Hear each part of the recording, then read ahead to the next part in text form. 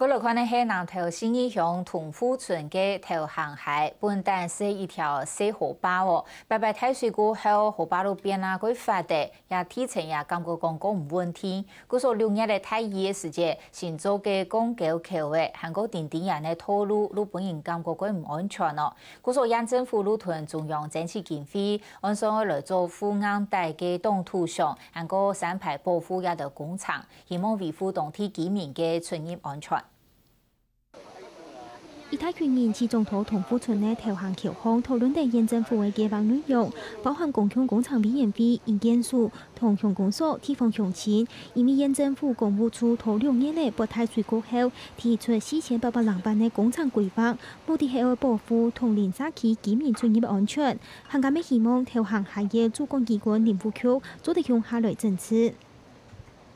因为最主要，如果林务局若无离这个下边吼，做一支坝吼，搁因配合啦吼，若配合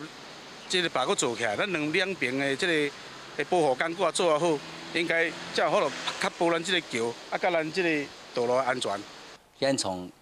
勘察以後吼，可能會做一個坝同副坝來保護下虹橋。個上游的部分吼，可能附岸的部分，可能會做一個處理。